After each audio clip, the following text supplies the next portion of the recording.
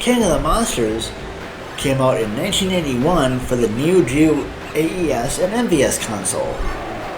This is basically a really cool one-on-one fighting game, but with monsters, or kind of monsters, like, you know, because they couldn't get Godzilla here, but they got Gion and Wu and Poison Ghost, as well as Rocky and Beatlemania, what the heck, and Astro Guy, okay.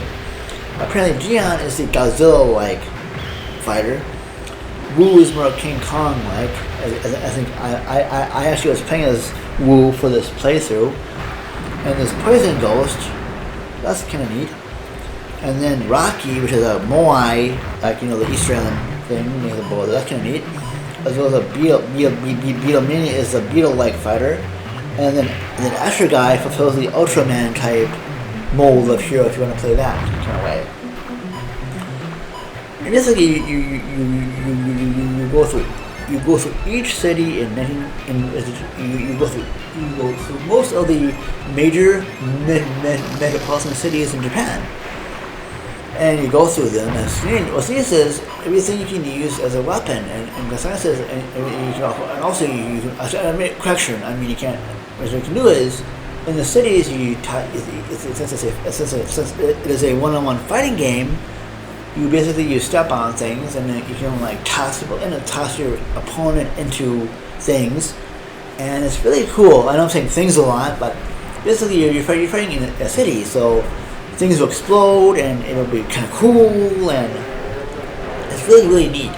And I like how, because the city too, I think for me, I even was like, I saw this one, I was right next to this like pagoda type thing. So basically just went up to it and just punched it till it exploded and crumbled and stuff, which is kind of neat.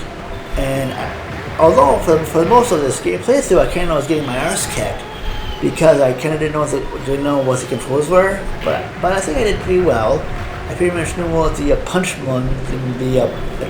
button was, and then pretty much that was it. And how to pin your opponent, which I got that pretty quickly too.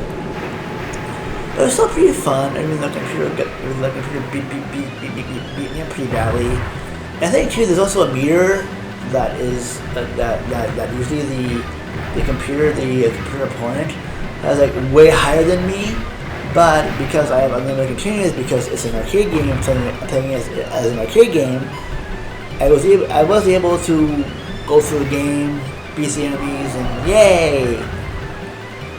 Of course, though, this did get a port, at least for me back in the day, on the SNES, and I know this also got ported to the Switch, and this did get ported for the Wii and the PS2 to the SNK Arcade Collection. They've been Arcade Archives Volume 1, which got ported of that.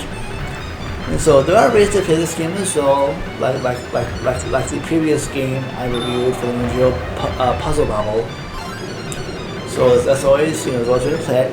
But yeah, I thought this game was fun, as I thought, although it was very button mashy, so if you're not a big fan of button mashing games like that, then this game probably isn't for you. I wouldn't recommend it.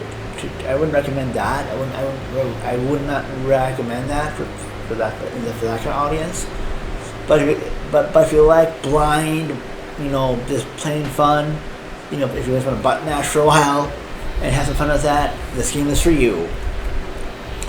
And I like how, I know licensing did the same things to licensing. They couldn't use Godzilla or any of the big monsters, but it works. It works, and it's like I still had my fun with it. I play this through my USB MVS EverDrive device, so it was still fun. It was still pretty good fun to play, and so yeah, I recommend this if you like button mashy type fighting games, but not if you don't. So of course. But if you see this, if you see this in an arcade, and if you have a friend around, feel free to play it with them or her or them. You might be pleasantly surprised how fun it is, even if for a little while. So anyway, that's all I got. That's all I got for today. Thank you so much for watching. Stay tuned to the next episode of Park or whatever I do next. Take care until next.